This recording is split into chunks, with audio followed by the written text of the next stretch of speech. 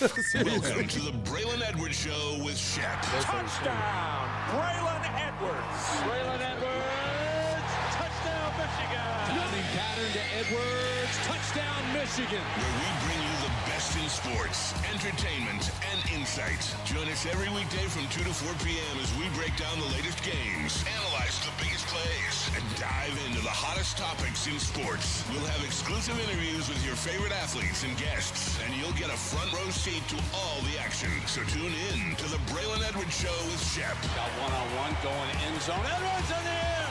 Oh, what a catch by Braylon Edwards. His second touchdown of the game. On the Woodward Sports Network, where sports comes to life. Welcome in to the Braylon Edwards Show. This is your host, Braylon Edwards, here at Woodward Sports 2.0, saying, how you guys doing today? Glad you could join us on this beautiful Monday. We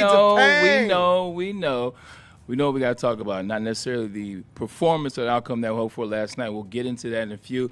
But first and foremost, my co-host, Anson, what's the word, brother? How you feeling? I'm all right. I feel like that's a loaded question. It's a bit of a loaded question. Loaded question would be, I'm all right. Yeah. I'm all right. We'll talk about it. Sounds good, man. Kool-Aid, sweet potato Cam. How you guys feeling over there? Well, I'm okay, bro. Bittersweet on this Monday. But always lovely outside. Detroit basketball. You already know what the deal is. Yeah, we know what happened last night. Just like the NBA, it takes 5 for a starting crew. Be lad. How you feeling out there too, brother? I'm doing all right. Had a good weekend. It's nice outside. You know what? There it is, man. What you guys do this weekend? Obviously, we're going to do whatever we can to delay the inevitable for a little bit. But, yeah, what you guys do this weekend? Anything fun? Get outside? The weather kind of broke a little bit. Hey, you know what? Go. I was going to say definitely. I actually got the family out to the Detroit Zoo. Hey, it's awesome to see. Right down the street. Yeah, a lot of the improvements that they are making over there. They got this whole new kind of kids playscape and Stingray exhibit and all this other stuff. And they put in a new pizza establishment over there that bears our name as well. Hey. And so it's kind of cool to see what they're doing. And the kids, they love it, man. They love it. I think they just like the Dippin' Dots, really. I don't want to be that guy. But I think I'm going to beat Anson to this one. How do we feel about the zoo these days? I think when we were younger, it was a different experience. I think with everything now in terms of PETA, yada, yada, yada. Is the zoo the same experience, much like the circus? Shout out to my ex Lauren for ruining the zoo forever for me. Go. I refuse to go to the zoo. Is it because of the captivity? Absolutely. I stopped. I was big in creating riverscapes and aquascapes, which are like really in-depth aquariums with like more plant life than actual fish life. I can't even do that anymore. Like, my dog is with me all the time. Hey, he's downstairs now. Not today. It's a little warm today. Okay. But when you look at a sentient being people on you. and you put it in a box or an aquarium or a cage or something like that, I have a fundamental issue. I think for me, it was just like, when you're young, you go to the zoo, it's cool because you get access. Like when you're young, you're not going to Africa to see certain animals in the Sahara. You're not going to South America. You're not going to these places. So the zoo is that option. But you get older and you watch National Geographic and Animal Planet, and you see these animals get to roam in their natural habitat, what it looks like for them to be successful and live the life that they were created to live. And then you go see them in these cages. It's like, hey, look, I understand for the kids, but me, not so. Thank God we don't see how our food's prepared, Bray. Oh, 100%. Sweet potato Cam. That is a fact. Anything. you see how fast I switched? But that's why I don't eat a lot of this BS. That's why I'm not eating a lot of this BS, much like sweet potato. What you do this weekend? A lot of outdoor time. Met up with a good friend of mine and their kids at the Ralph Wilson Park for that Make the River Sing event. Shout out to the former owner. Female friend. Former owner he of left the that part Buffalo out. Bills, Ralph Wilson. Yeah, That University is of Michigan correct, grad as well. yes. And then spent a good amount of time at Belle Isle last night. Just made my Belle rounds. Isle. Poked around on my favorite spots. Yeah. Kicked it on the beach, relaxed, listened to some music. Hipster Beach? or the main beach? The main beach. Okay. Yeah. I know you know where Hipster Beach is. I do know where Hipster Beach is, Anson. Yes, I do. Look at that smile.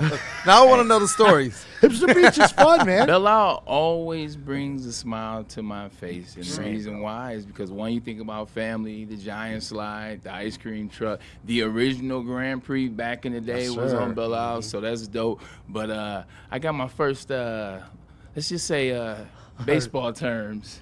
Let's say I increased my base adage. You crossed a few bases? I crossed a few bases. Solid. 100%. I didn't get to home, but I went from first to third. I went from first to third. So Always smiles on Belial. 100%. Not so many smiles here. Yeah. This is a bit tough. The death of a certain franchise, at least last night. 2026 Pistons have been laid to rest, my friend. 100%. We're almost there. I did golf. I did throw something in the slack, hit some golf. Got a chance to get out there on Saturday. Shout out to my boy Jimmy Valou. You guys know him here at the network. We played around, and then I played golf with Pops yesterday. Perfect weekend. Shout out. Had a good time. Perfect. I got 9 in. Got 9 in. It was perfect. Got in, got out. I played with my little brother who I'm going to the game with. I know you guys are looking like, I thought you were in the building. I thought the Pistons were 15-1 when you were in the building. I heard about this Bray record at LCA. It is a true record. The Pistons were 15-1 until last night. I brought my little brother, so I'm blaming him. I love you, Bailey, but I'm gonna blame him. He came out. I got a chance to sit in the same section as a couple Lions players. Whiteside was there, and I was sitting next to a guy that looked like a unit. I was like, who the hell is this guy, man? Like, this guy's bigger than me, which doesn't happen too often. I was like, this guy's taller than me. Doesn't happen too often. I knew he was a Lion, and it wasn't until he got up I realized it was Brock Wright. Shout out to Brock Wright, man. Looking Detroit like an Lions, offensive lineman. well, yeah, he was looking like a jack tight end or Yeah. a jack linebacker. One of them, he's tall, so he's about 6'4", 6'4 and a half, probably 238 or so. You know who some people were blaming for the loss last night, right? You know what? It was the halftime show. Whoever paid Trick to be there at halftime, that's who I'm blaming. I was like, come on, Game 7, and I know Detroit is Detroit. We like what we like, which is something that represents Detroit. That's why we've been parading the same artists out in half court or Super Bowl, not Super Bowl, but playoff shows, Thanksgiving shows. For the last 20, 30 years, we got to come up with some new acts, man. Like Trick at the halftime, I was like, Jesus Christ. But they're trying to blame Justin Verlander. I thought it was JV? good to see him step out, man. He Why got a really blame good JV? reception as well. Why Got a blame really good JV? reception. So Because there have been some pretty big letdowns and some When he's pretty there? defining moments for the Tigers in the playoffs and in the World Series. so more This is detrimental true. to He's our got- team. He's got one now. Halftime show. Trick or LiAngelo Ball. Which one hurt worse? I'm always in a bad going place. Jello. Like I'm always go Jello. What did Jello Ball do? That was such a bad halftime show. And then they had him at the All-Star It was game. awful. Like I didn't even know that Trick played last night. I'm never mad at Mr. No Fly Zone. Yeah. Man, Except you- last night. Yeah, because there's a whole bunch of Cleveland Cavaliers landing all over the place last night. Yeah, I hated Bray it. got me cracking I up. love the seats. Shout out to my connect. You know who you are. We'll get you on the show soon. Shout out to him. I appreciate the seats. But where the seats were was, it's like the Pistons family area or, where they see people that they connect to, which is the railings right here, section 123. It was row 12. Then there's the railing on the opposite side of the railing. You guessed it. It was all Cleveland Cavaliers 25 buses in the worth. same, all that burgundy, all the gold, whatever their colors are. Like you saw all that. Anderson Varejao was sitting about 3 seats over from me, still with the messy hair, but he had a little suit coat on, man. We spent some time together in Cleveland back in the day, but definitely got tired of them cheering last night. Oh, my What- gosh. Let's Go Cavs kept taking over the arena, bro. Like, 31 what in the world? How is this possible? You know what Well- I did hear? They said that was, I heard this as I walked in from the PR that were handing out credentials to the visiting media. They said that was the highest Pistons ticket in franchise history. They said that there's never been a game that had a higher ticket price value than that one. And I wonder if that priced out fans and allowed Dan Gilbert to say, you know what? Up from 8 buses in the previous game in Game 5 to 22 bus loads. and That's it cap, felt bro. like Do you know how it much we was- were selling it 04 was a tickets lot. to the LA faithful? Do you Maybe on the- understand how much those were? That's a bunch of from fluff, the team bro. itself or on the aftermarket. Well, you mean from the box office? Just what they say were from the selling? box office Oh, okay. that is the highest. That was a single highest ticket price that they've had. Inflation's a mother. Yeah, 1,000%. I'm sorry, but that ain't the game that we should be putting up history. Knock for. my headphones off, Anson.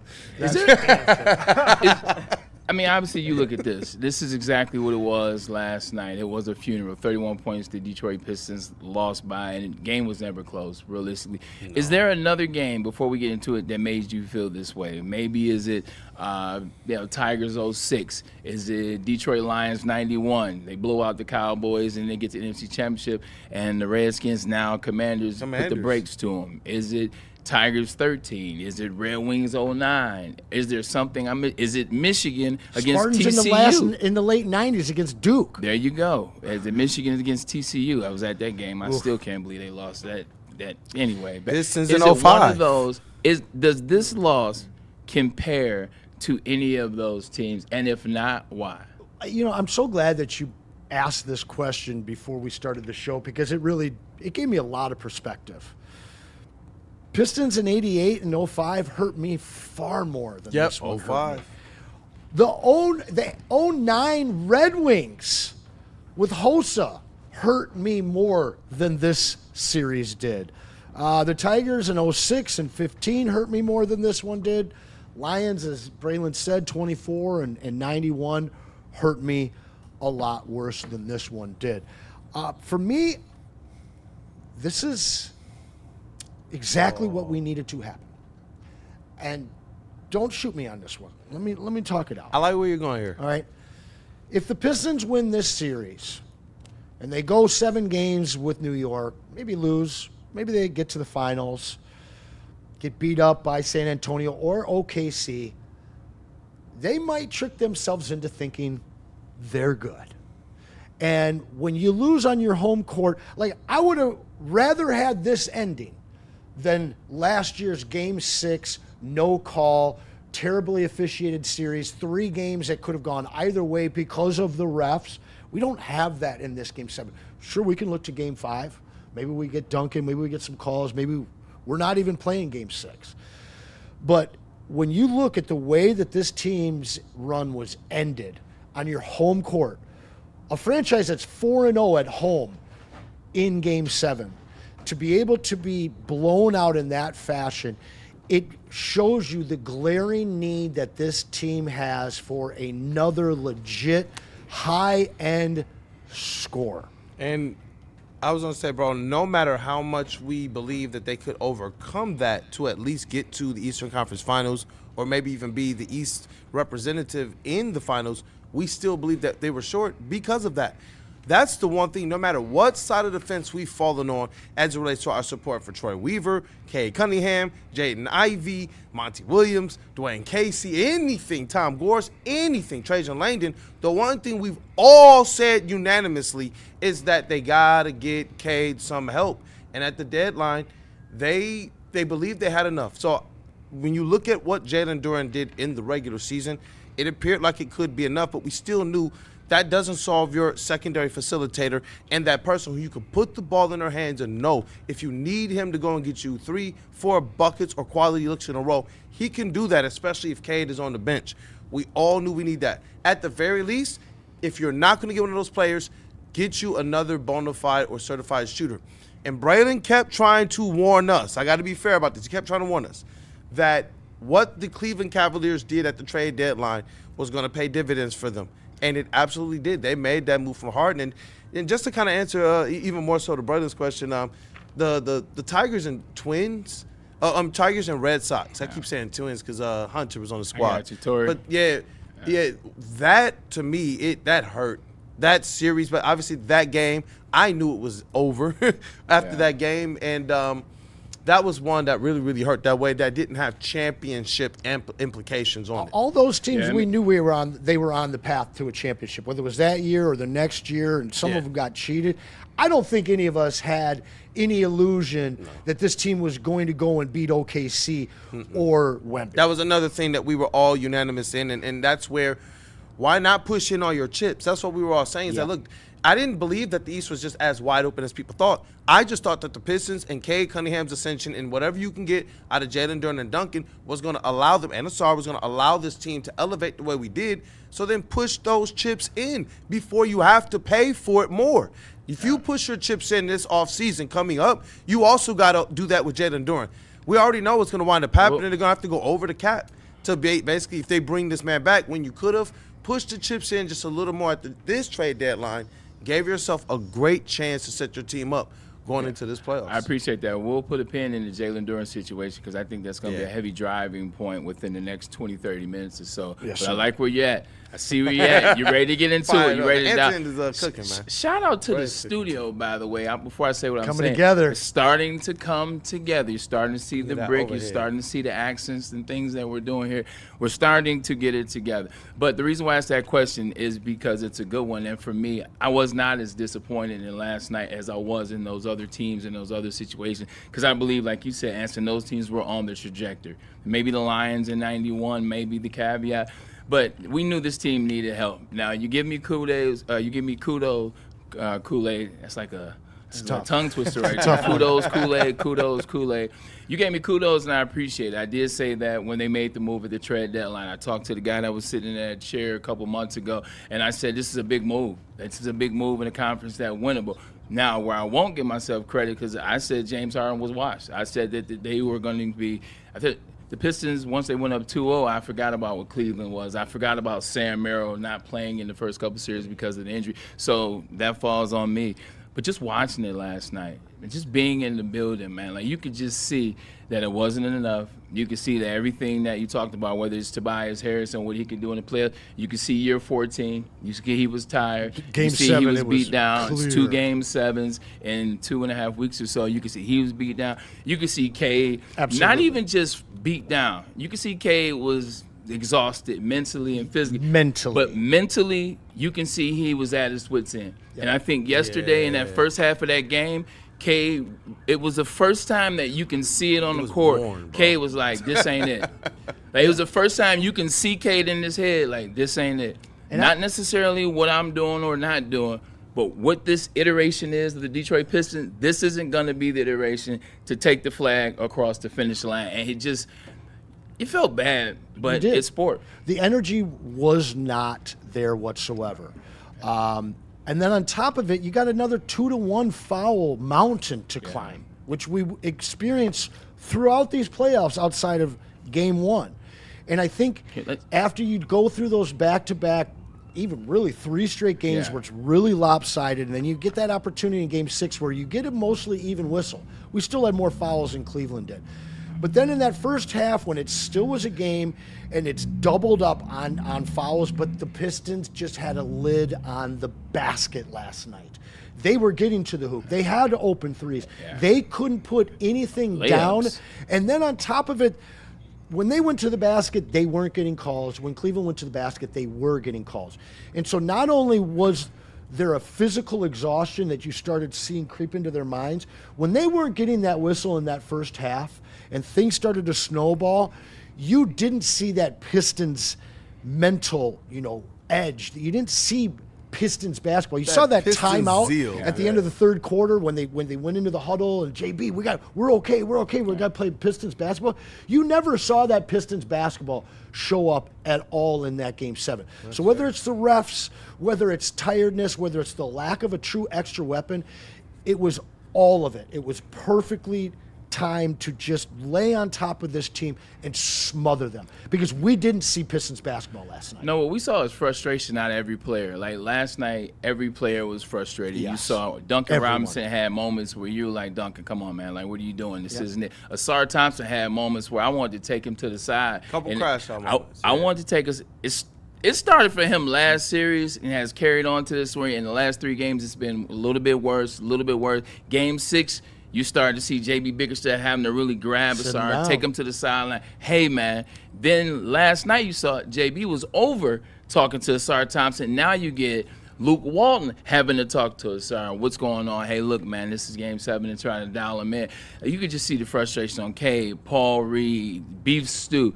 everybody. No one had it going. No one had it going on. Nobody can make the buckets at the basket. No And everybody source was of frustrated. inspiration or energy. Yeah. Not one guy was hitting shots. Yeah, last night, it's not a ton to talk about. It's a 31-point It's a loss. funeral, bro. They got the ass Burying. whooped. It's a funeral. Cleveland came out early. They won it. Got a couple little assistants with the whistle. But once Donovan Mitchell hits that half-court shot, it kind of sets you up. Let's. I know they say one shot, one play, one catch, one touchdown, It was one the foul. epitome. I beg to differ. Like once you saw that half-court shot going, you're like, Well, you didn't see Asar hit the 3 at the end of the half and think, oh, we good? nah. I saw my bet almost hit. I'm joking. But realistically, I wonder what the over-under is for Asar to hit a 3 in every game, man. it, You could catch that one time and make you money. there's a deeper question I want to ask. We can get into X and O's about the referees, and we can dial into that, but for what? At this point in time, was this season a success? Tough question. Like, that's a tough question. That's a real question. Let's do this. It's 2/21. My birthday, by the way, Pisces. Shout out. It is 2/21, huh? 2/22 now. Let's take a break. Let's come back. Chad, I want you to answer this question and think deeply about it. When we come back, let's dive into, was this season a success? Why or why not? But let's get a message in from Loom, I do believe. Hey, man, you guys know I love me some Loom. My favorite spot is the Berkeley spot over at 12 and Woodward, right up the street from us. But they have locations all over Michigan. And 11 and Lazar. We've partnered up with them, so let us be your plug. You see that QR code right above my head? Use that, or that WSN30 promo code when you're online or in store, and we're going to save you 30% off your next order. First time you go there, they're going to hook you up with all kinds of freebies. In fact, they're going to hook you up with your first 3 trips with all kinds of free stuff. Plus, they got the new orange and lemon lime buzzin'. If you haven't tried the buzzin' drinks, you got to get over there. Check them out at loom.com. And once again, don't forget about that WSN30 to save yourself 30% off. There are regular sports bars, and then it's Art and Jake's. Art and Jake's, nobody even comes close. With over 80 wall-to-wall TVs, 22 draft beers on tap, and a menu packed with fan favorites. Now, I don't have to read the rest. Look, come on down to Art and Jake's. They got a ton around the states. TVs, they have all the sports games that you want, your Tigers, and every other one, Detroit sports franchise. And it's cool. It's dope. They got the beers that you want, the food that you want, the service is great, and then they have the TVs. This is what they do. You've seen us there. I've pulled up to Art and Jake's 3 times now in the last month. We hope to see you there, future engagement. Pull up on Art and Jake, scan the QR code, check the menu out. It will suffice. And for those of you thinking it's just bar food, that's not what I'm after. They got some things on that menu for you too. Trust me. It's game on at Art and Jake's. Wings, burgers, pizza, and ice-cold drinks served up with attention to detail. Wall-to-wall TVs, great service, and a vibe that keeps your crew coming back. Art and Jake's, a sports bar setting with a fine dining flavor. Big injuries, big news. Twice a week, Dr. Jeff Pierce from Michigan Sports and Spine joins Woodward Sports Network for the Injury Insider Report. Big D Energy Tuesdays at noon. Braylon Edwards and Shaq Thursdays at 3:30. Get expert analysis and in-depth breakdowns on the latest sports injuries from the man trusted by top athletes in the community, like D-Mac. Whether it's the Lions, Pistons, Tigers, or Red Wings, Dr. Pierce talks us through it all. Don't miss the Injury Insider Report with Dr. Jeff Pierce, your go-to source for understanding the impact of injuries on the games and players we love. Only on Woodward Sports Network. Scan the QR code on the screen or go to MichiganSportsandSpine.com to see if Dr. Jeff Pierce can help you.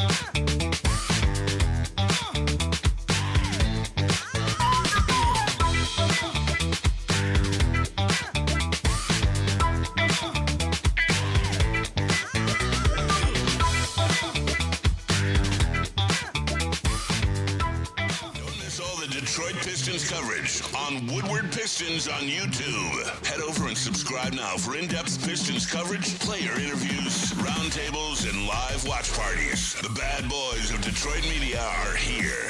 Woodward Sports.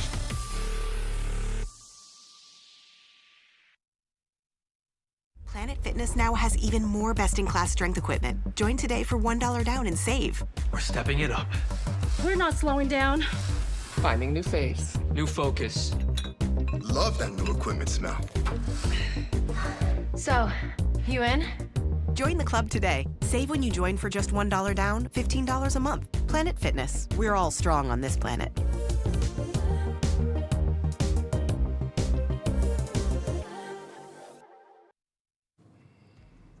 Planet Fitness, where your fitness is essential. I thought you said Founders, but I meant Planet instead. Check this out. 2,700 gyms around the country. It's a gym near you. You don't believe me?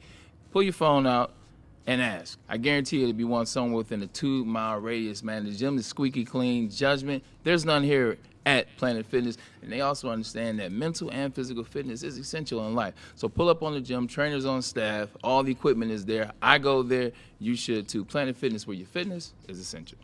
I was at my boy Spider's house yesterday. His buddy pulls up on Spider Mitchell? No. Oh, sorry. No, why? No, I wouldn't be hanging out with that Spider, but his buddy pulled up in a really awesome new motorcycle, and strapped on his little net in the back was a 6-pack of Founders All-Day IPA. I got excited about it. We started chatting.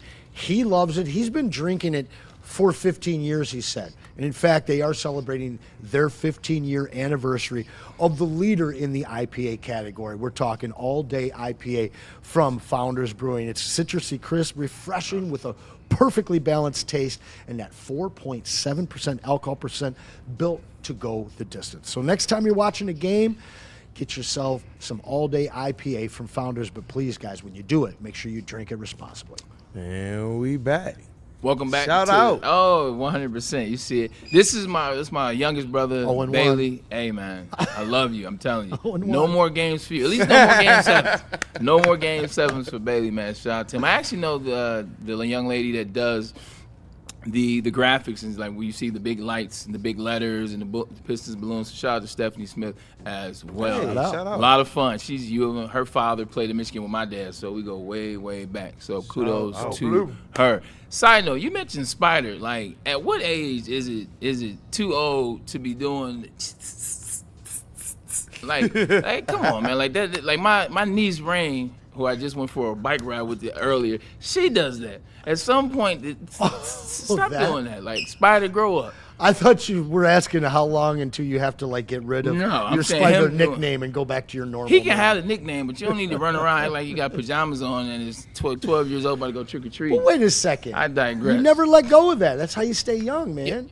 It's one thing to still watch. It's another thing to be running around and quit. What about just I got you. What about just at your place with your girl, nobody's watching, and you just watch the new Spider-Man, you're like, hey, girl. That's cool. I mean, you're supposed to be goofy with her, so that makes sense. But when you're on the court, like, maybe I'm just hating because they beat her ass and he had a half-court point shot. Maybe that's what it is. She sucks, dude. Nah, I doubt that, but he's a rule manipulator, but he also scores 70, and not the Bam Adebayo way. I asked a question to the show and the chat. Real question. Was this season a success? I want to hear what you have to say in the chat. What do you think about the season? Was it a success? Why or why not? Kool-Aid, I want to come to you first. I know it's a tough question. I know your team is no longer in the playoffs, and this is day one. But was this season, the 2025, a success for the Detroit Pistons? Why or why not? All right. There's two things here. From me personally, it's going to be my answer, and then there's one from the organization. For me personally, I like everything they did and the steps they took, but I do believe that they had enough to get to the next level, and there's some games that they dropped, some games that they could have won that would have had them in the Eastern Conference Finals. And they had it in their hands. Up 9 with 2 minutes to go, as well as a couple other games where they just kind of fumbled things in clutch time. And I've been consistent about this. Number 1 seed, 60 wins. From that standpoint, the expectation was represent in the Eastern Conference Finals. Now, am I appreciative of everything they did? Am I hopeful in everything that they did? 100%. But as it relates to staying consistent with some of the things I said prior to this in terms of what I believe this Pistons team could accomplish and seeing why they're not in the Eastern Conference Finals, that's why I say, look, there's some disappointment there. Now, from a Trajan Langdon standpoint, an organizational standpoint, and I'm glad that he said this, and I will definitely hide behind Trajan Langdon in this one. I will duck my answer behind his. Yeah. He stated that this season was specifically to see exactly what they had, and I think it saves the Pistons a whole lot of money going forward. I think that they better understand how to construct their team moving forward, and I've known this for a couple of years, the crop of free agents that they are looking at or disgruntled people that are going to be in more tradable situations landed in this offseason for them. And so I do wonder if at the trade deadline, the last couple years, if that is how Trajan Langdon has chosen to operate. And so from that standpoint, he did say, look, this is what we want to do. We want to know if what we think we're seeing is real. And there were some things that we thought were real at the trade deadline and at the All-Star break that wound up being different through the playoffs, and sometimes you have to get that full look. I believe that from that standpoint, it is a success for this Pistons team because they have everything they need to, punch their ticket to be right back in a situation for a chance to be in the Eastern Conference Finals next year. I really do. Quote unquote, I don't think we truly understand who our players can be at this point. I just think it's too early for us to truly understand what the best way to press the proverbial gas pedal is right now.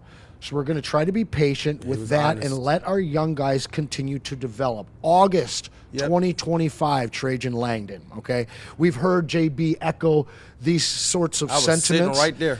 And the fact is Ron Holland was a major part of this team. In fact, guys were saying that he was more untouchable than Asar was at some point. When you go back to those two trade deadlines that you talk about, they could have made splash moves that could have blown up in their faces, and you wouldn't really have known where you would have been right now. Is this a successful season? 100%. You're 2 years removed from a 14-game win season, right? Yeah. At the same time, the way it ends is tremendously disappointed. In fact, it's embarrassing. It's not something that you ever want to see in a Game 7 on your home court or home field, home anything. Doesn't matter. But, again, this is a massively young team. Core average age is just under 24 years old. So when you're talking about comparison, you look at the 2002, 2003 Pistons, extremely similar. What'd they do? They went out and they got Chauncey before 2023. What'd they do in 23-24? They went and got Sheed. And now that roadmap becomes a lot more defined, because you understand who these young guys are. You have a lot of draft capital all of a sudden, because for many years we didn't. We didn't have it with Troy Weaver. Now we have it with Trajan Langdon. And you really have a clear understanding of which of these core guys you can move. Exactly. There's a number 5 overall pick on this team that didn't play at all that I know a lot of teams would love to have. And there's 2, 3, or 4 first-round draft picks that all of a sudden we know we have enough good players that we don't need to have these as building blocks to stay up there. We have a young enough core and a bad enough MFer in Cade that all you have to do is get him some help. So to me, you can see some disappointment, but this is absolutely 100% success in my book. And you know what? I think that's honestly the better way to parse it.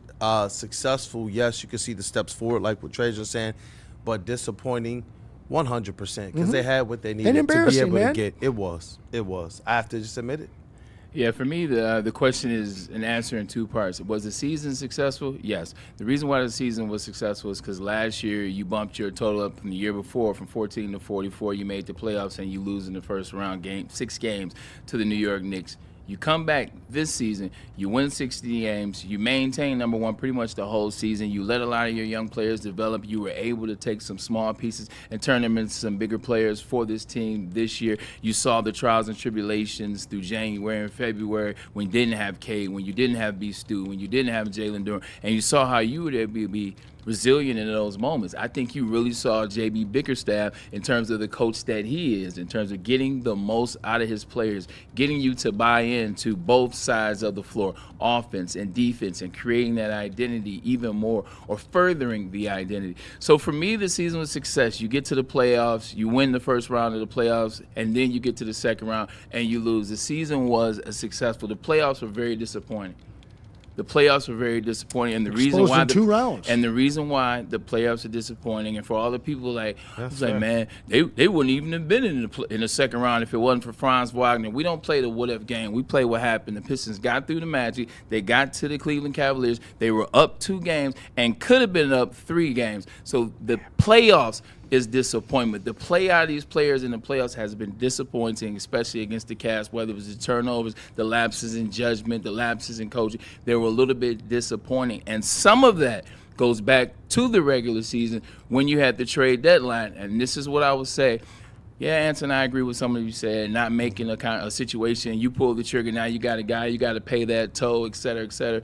But this is the new day and age. This is 2026. This isn't 2003. You can win fast now. The Detroit Pistons had a chance to be ahead of Indiana Pacers. Are they in the playoffs this year? No, they're not. The Boston Celtics, they got put out early. What are they going to be next year? What are the Pacers going to be next year? What do the Raptors look like next year? What do the Hawks look like next year? What do the Knicks look like next year? What do the Cavs look like next year? Because they know what this team is. They can make some adjustments. You had an opportunity to stay ahead of the curve. You chose not to, and in not choosing not to, you didn't have that guy that could help you. You saw in Game 5, you saw in Game 7, they needed that other guy, and they did not have it, and everybody was wiser trying to play. So for me, season was a success. Yeah, you're still ahead. definitely. You won 60 games. Now you understand what you're going to do, what you're going to move forward to get. There will be somebody that we bring in for our number 2. There will be some things that we do with Jalen. I want to talk about that in a moment. It was a lot of success there. But this season could have been much better. No, you're not beating OKC with this team. No, you're not beating the Spurs with this team. But you could have got there, potentially. You could have got there. So for me, disappointing playoffs, successful season as a whole. I do have as well JB Bickerstaff's answer to that question on if it is a successful or disappointing season. I mean, so let me get that here for you. Shout out to JB Bickerstaff. I think he's been pretty composed throughout the playoffs. Here we go. And his answers, some people I know in the chat, they believe that he needed to be able to bring a little bit more fire to some of these responses, but it's like being close to the situation. That's all this brother brings in practices and our small media sessions and all that. So, yeah, no, go ahead and play it. I'll talk about it when we get back. I got you. JB, just how disappointing was tonight's effort? It's not the effort, and I'm not disappointed in these guys in the least bit. Obviously not the way we would have liked it to gone. But I'll never be disappointed in their effort. They gave us what they had. The Cavs just outplayed us tonight, and you give them credit for it. Coach, I'm along those same lines. Complaining about his fire. For those complaining about what you didn't feel at the podium, like, you got to back off and you got to digress. Like, when you watch him on the court, he is giving you nonstop action, nonstop engagement, nonstop. You see it. You see him getting after players, see him talking to players, see him coaching on the floor, see him becoming or trying to become the best version of himself for his team. That's what he does. You hear it in the pressers. You hear it all during the season. So when you watch him at the podium now, you got to understand what it is to start a season. Do you know when the season starts? The season starts now. After the playoffs is over, you take a month off, and then you start hitting it hard. Front office, they don't take that month off that the players do. They stay legitimately about a week and a half, and then you're back. Then you're recruiting, then you're scouting, then you're drafting, then you're putting the play together. Who are we going to bring in? You got to go through all this. Then there's training camp. Then there's meetings and meetings and meetings and more meetings. You go through that. Then the season starts. Now you got from October to May to hit that ground running, figure out what your team is and who it is. A lot of engagement, a lot of learning, a lot of growing. You go through all that. You get to the playoffs. Now here's the moment. We can reach our goal. Maybe we don't. You get through the first round. You get to the second round and you lose. When you get to the podium, after all of that process, when you get up there and it's been a whole season. Like, you don't have that fire because now the season's over. It's just like you're emotionally, physically, mentally drained, exhausted, and you don't want to come up here and say something diabolical in the moment. So when I look at him at that presser, I think I see a man in control of his actions, in control of his conversation. I see a vet with experience at that podium. That's what I see out of him. In fact, let's stay with JB Bickerstaff. Thank you. Because you know what the next question is now. Is JB Bickerstaff the coach for this Detroit Pistons team to win a championship? Is he the coach, Anson Wells? That question is a lot harder than whether this season was a success or not. I really like J.B. Bickerstaff. Bernie Bickerstaff's son, he's been professional since he came out of the womb. He understands the NBA like very few coaches ever have or ever will. Might be a little early in his development, though, i.e. Rick Carlisle. Now, when Rick Carlisle was jettisoned after the 23 season, I was happy to see him go, and the entirety of the Pistons organization, as well as everybody that worked at the Palace, was happy to see him go. This is a very different man. JB is loved and revered. I have a real problem with a lot of his lineups. Why was Marcus Sasser, a guy that was largely unused all season, your heaviest bench minutes in last night's game? Now, he came out and he played awesome in Game 6. Loved it. Sometimes you need that energy from one guy in one game. The lineup that he put out last night, searching for energy from someone, I hated it. Halftime, Sarr's got 20 minutes. And there's a recurring theme of Donovan Mitchell going off when Sarr's on the bench. Honestly, in this series, every time Sarr goes to the bench, I'm bringing in Ron Holland and telling him not to shoot the three. There's so many things about his in-game decision-making, especially with lineups, that I really question. And I just am not positive. I'm not confident that this is the guy that gets you the Larry O'Brien trophy. There are a lot of coaches out there that you bring in to change the culture and to light a fire under these guys and to take young guys to prominence where they're playing well and they're a competitive team, they're in the playoffs, but then sometimes you need a Larry to come and take you over the top. I'm not saying it's one way or the other, Bray. I still don't have an answer, but he really concerned me this year. Okay. I like that. So I won't have an answer either, but I will have pushback to what you have. When I look at this roster, you're talking about you have a problem with the roster, the moves, where you put them at, how many minutes. Let's look at this roster that he has. I was told 4 years ago when Aaron Glenn was a defensive coordinator for the Detroit Lions, I was told, just get rid of Aaron Glenn. Like, he doesn't know what he was doing in year one. But then you look at the roster. Who are his defensive players in 2021 and 2022 until 2023 when they draft? And then you start to see what Aaron Glenn is capable of. Is it J.B. Bickerstaff, or is it the fact that he's trying to find somebody to jumpstart the engine with Javonte Green, with Ron Holland, who you had to bench, with Marcus Sasser, with Kevin Huerter, and the list goes on? How good could J.B. Bickerstaff be as a coach with this as his lineup? Yeah, we know they won 60 games, and here we are. So that 60 games does not matter. By the way, he won 60 games with this lineup. How can we judge him completely based off the roster that now when you look at it, now that the season is over, now that there's no peasants or this, that, and the third, the season's over, now you can really assess the roster. How mad at JB can you really be, Kool-Aid? You know what? You're saying it right, and I see you, my guy Mike G says, hey, man, I talked with Cleveland peeps, and they weren't high on JB Bickerstaff. But you look at the move that they made to bring in a James Harden, and that's the reason why in this situation I think it's also adequate, because if they don't bring in James Harden, guess what? They'd be sitting here singing a different tune about J.B. Bickerstaff as he's marching on to the Eastern Conference Finals. Shoot, you win Game 3. Yep. And that's the thing. Like, for me, I believe it's incomplete right now. It's hard to just sit here and push the button, but from everything that I've seen from him, this guy is a guy who doesn't feel like he knows it all. Now, I don't know what he was prior, but this is a person who's gone and pulled former other what you want to call it, like head coaches into his coaching staff.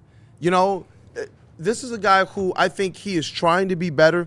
We saw adjustments throughout this playoff series, but I think sometimes you just kind of start scratching at the bottom of the barrel, especially when you get injuries to some of your integral role players. Or who was your number two throughout the entire playoffs? Who decided, listen, I'm old man, y'all call me Uncle all year. Those things matter. So now you're scrambling to replace somebody who was playing like a bona fide legitimate number two. We all sat here and said that. Yeah. And so from those standpoints, I'm like, okay, J.B. Bickerstaff is in a position now to where what he's having to go and pull from. We talk about this with the Lions, right? That now their talent base is one in which there are actual drafted players and NFL players, not just practice squad players. You know, not just journeyman players and things of that nature. Right now, J.B. Bickerstaff is pulling from whom? His third-string center, and for whatever people believe, I still believe in Danius Jenkins, but he was in the G League, as Anson has reminded us a lot. Karis LeVert. Kevin Huerter was what the GM did, or the president of basketball operations did at the trade deadline. You know, and so these are things that are there, and that's what makes it a little bit more difficult for me, because all I can say is I believe that he has coached this roster to better than what everybody expected. What does he have to do to keep his job next year? If he doesn't make the Eastern Conference Finals, he's gone? I think Eastern Conference Finals is a good platform, but I believe this Pistons team with the right tweaks is also one that has finals aspirations. No, if he fails as coach next year to get to the Eastern Conference Finals, does he have a job in 27? I believe he does. Or 28, 27, 28. I believe he does. I think so. He has to come back for after this year. So who do you lose to? What does it look like next season? That's something like next season. And you have to get to the Eastern Conference Finals next year. I hear you. What if we're playing the reloaded, a refreshed Boston I don't care Celtics who we're paying. in 7? You have to make the Eastern Conference Finals next year. You have to, if you're JB Bickerstaff, if you want job security, you have to get there. Because as much as they won 60 games, as much as we can say it was a disappointing end to a successful season, you were supposed to be in the Eastern Conference Finals with 60 wins. I agree with that. So next year, the lean is going to be on from this entire city, and I'm not talking purple, all right? Like, this man has to get to the Eastern Conference Finals, and he's got to make some noise there. Now, for job security, I agree. But in terms of does he keep his job, I do believe if they have another hard-fought 2 rounds and it just so happened they can look and show that it's these discrepancies and feel like to some parts they might – I could see him being back for another round. But then in terms of that job security, I think it wears stupendously thin. Yeah, I disagree with the job security point. Like, realistically, like, this is not the West. Like, and I'm not trying to play the 60-game fraud, but, like, let's call it spade with the East. We talked about the roster. We talked about load management. We talked about the teams being terrible, and we talked about how they play. The Pistons play every single night. Not everybody in the East does, and a lot of players didn't play. So looking at the 60 wins, they got 60, but it wasn't necessarily winning 60 in the West. Like, you win 60 in the West and you don't get to the Western Conference Finals. Next year, your ass better get there. The check's up. Like, if you don't make it in the East, then it could be a point where, like, look, you know, it ran your way until it didn't. Next year, you reload. So I won't say that they have to get to the Eastern Conference Finals, but if they don't, I mean, I don't know. Chat. Does JB got to make it to the Eastern Conference Finals next year for you want him to keep his job? Okay, that's 2 parts then. I mean, we got to – we hold Dan Campbell to that? That's fair. What do we do in the offseason then? What do we do in the offseason then? Because just like we're holding Dan Campbell, like, if you don't draft well, if you don't add to that roster, if we don't go out in free agency and get the guy so Cade doesn't look effing depressed during the playoff, Cade doesn't look exhausted. For real. Like, if we don't get that guy, then once again, we're hamstringing JB Bickerstaff and Cade. And I believe this, with just my time around JB Bickerstaff, and it's pretty awesome because at the unsanctioned Pistons events, he's not there underneath any media obligation, so we just talk. Yeah. You know, and it's like you get to kind of know a person, and when you see him around his team and how they feel, I believe he's more of a Popovich type.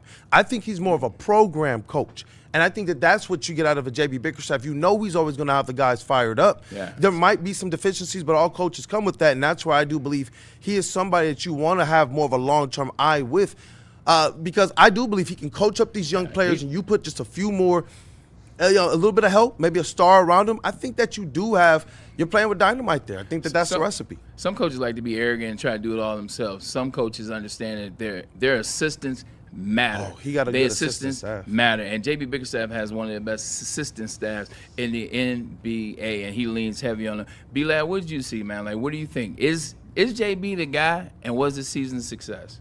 Yeah, he's the guy. I feel like kind of jumping the gun on that a little early is, I mean, we did, if you want to hold it to Dan Campbell, if you want to put him in that conversation, I think JB deserves, a long time with the Pistons. And, I mean, as far as the season goes, obviously we know how load management is in the regular season. And obviously you win 60 wins, your expectation is to go to the Eastern Conference Finals at least. If that's like That should be your bottom of the. They almost didn't make it out the first. That's, I know. They almost. If there's no Franz Wagner, like if there's a Franz Wagner, we wouldn't have made it out of the first. Out of game 5. Exactly. Right. So we lucky he got hurt. I mean, as far as like successful season goes, I honestly personally don't view it as a successful season. The only reason is because you won 60 games in the regular season. You're gonna go put up 30 on Utah. You're gonna look like Godzilla. You never know what it comes out of, especially now in the playoffs. That's when true colors show.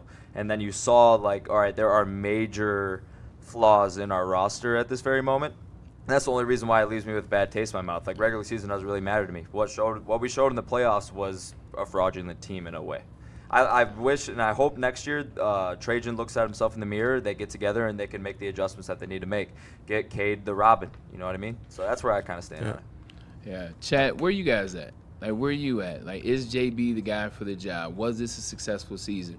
When we get back from break, want to dive into some of your chats, some of your super chat, or just your comments. This is one of those days we want to be an ear, we want to be a shoulder. Not even necessarily about the super chats. You send comments in, we'll read them and get you on that. When we come back, we'll get some of that. And also, last of the Pistons conversation for me, I want to talk about Jalen Duren in this offseason and Asar Thompson. I got something for both those guys. You might like it. But first, we'll get a message in from the State's Title and Pure State's Psychology. Title Agency. Check this out, man. 20 years of experience in this game, man. This is what they do. Whether you want to buy a home, refinance a home, talk to my guy Nabi Sahad. They do it the right way. His expertise, it can do all the things you want. Over 20 years of that, by the way.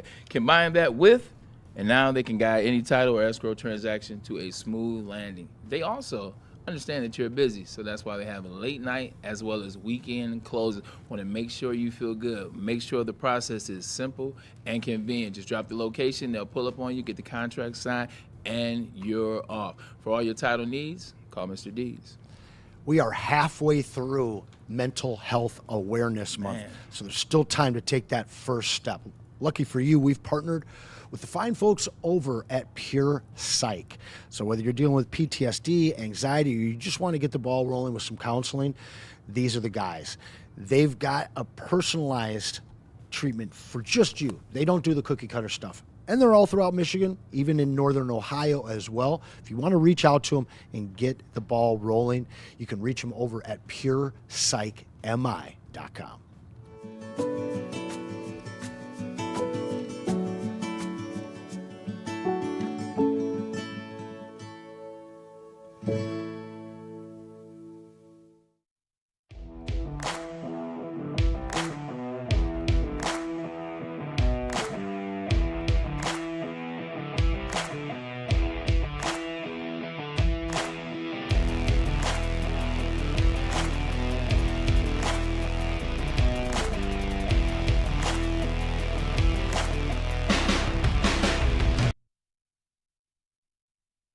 Planet Fitness now has even more best-in-class strength equipment. Join today for $1 down and save. We're stepping it up.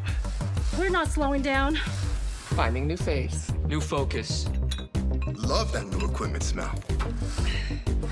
So, you in? Join the club today. Save when you join for just $1 down, $15 a month. Planet Fitness. We're all strong on this planet.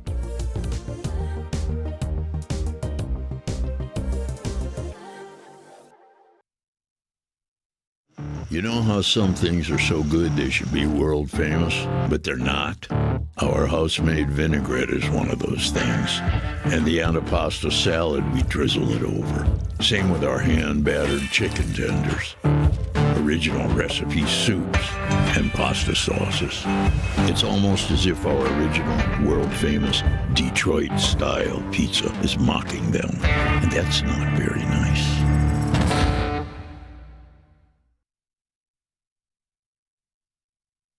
Woodwardsports.com and click on Shop. Get the latest in Detroit sports apparel and exclusive Woodward Sports gear. Woodwardsports.com can get the whole team outfitted. Love the Pistons, Red Wings, and Tigers? We got something for you, too. Shop online at woodwardsports.com.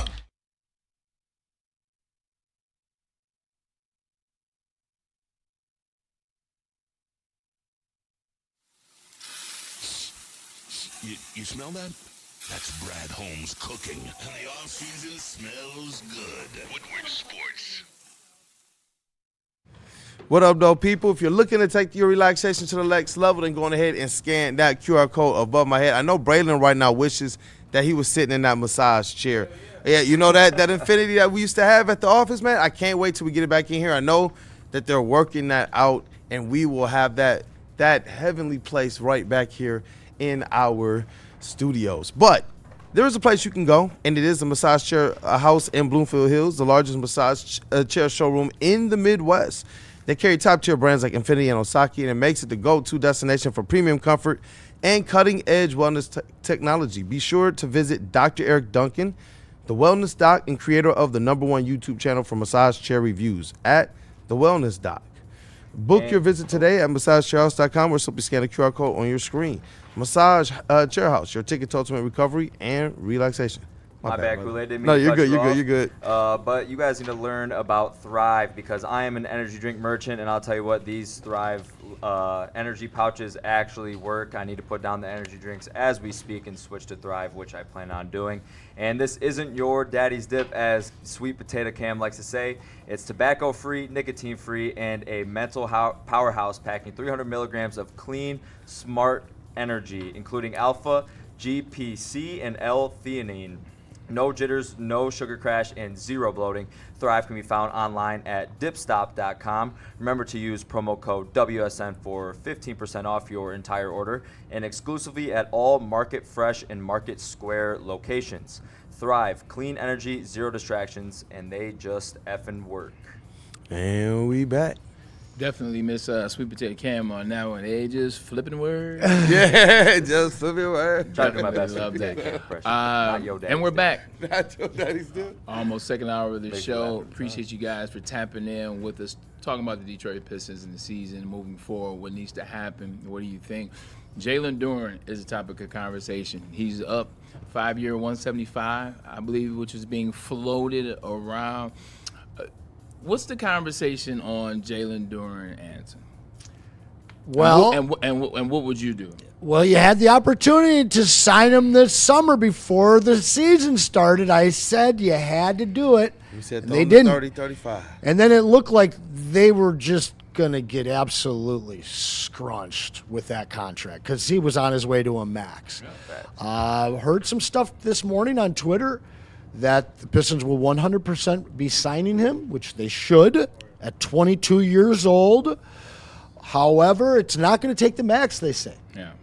I don't know exactly what that means or how much it's going to be. There will be plenty of people in Detroit that will say he's overpaid considering his showing in the playoffs this year. But again, at 22, he will fail forward and grow beyond this postseason. This is not a guy you turn your back on. This is not a guy you work into a sign and trade because you're going to get fleeced if you try and pull that shit. Mm-hmm. This is a guy that you develop, a guy that wants to be here, and a guy that strikes terror into the majority of the teams that come and face off against him. He will find himself. He will find his strength. He'll get his head right. Maybe he'll shoot a call over to pure psych. However, this is not a guy you turn your back on, a guy you do not give up on. This is a guy you pay and develop because he's one of the best big men in the league. Anson, that was well said. That was well said, and I'm in 100% agreement with you. Look, at the end of the day, I think people are looking at Jalen Duren through the lens of being a number two. He is not. When you look at Jarrett Allen and what he was able to do for the Cleveland Cavaliers, that's more along the lines of what Jalen Duren is. Sir. Jarrett Allen can play like that. You know why he can play like that? Because Donovan Mitchell is your 1, Evan Mobley is your 2, James Harden is your 3, and some nights Jarrett Allen is your 3A. And then some nights he's your 3B. He doesn't have to play with that type of, whatever it is, he doesn't have to play with that type. That's more along the lines of which you are. I absolutely agree. For some quick reference, Jalen is Jarrett Allen signed in 2021 for a 5-year, $100 million contract. Now, this is 5 years ago. Yeah. So $20 million a year. I like your comparison a lot. 100%. And look, for the people out there talking about he's going to get too much money or he doesn't make that, look, at the end of the day, if they can find a deal within that $35 million price range, maybe up to 38 at the most, we like it. I was talking to my grandma today, trying to get grandma a new car. I told you she was in a car accident a couple weeks. Now she's trying to get a new car. Had her on the phone with my guy, and she was trying to keep the $300 a month that she was paying. I said, Grandma, I love you 100%.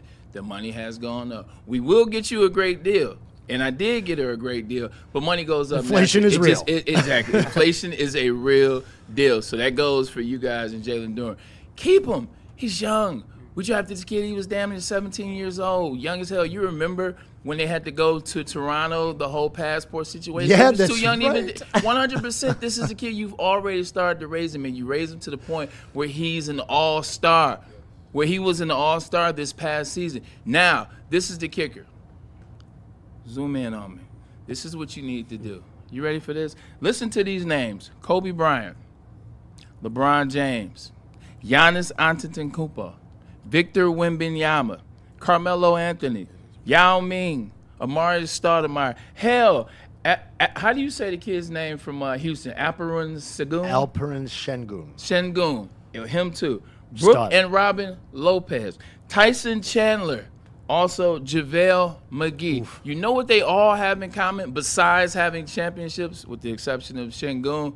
They all worked with Hakeem Olajuwon. If you believe in Jalen Duren, send his ass to Houston and you stay for 2 months. I don't want to see you until training camp starts. You work on the fundamentals, the footing, the shooting, the decision making, the soft hands around the rim. This is what you do to get better. And take Asar Thompson with you. Amen. Take Asar Thompson with sir. you. This is the NBA we live in. You can get better. Hakeem Olajuwon loves working with young players. He loves giving them the education and the skills that he developed, that he learned along the way.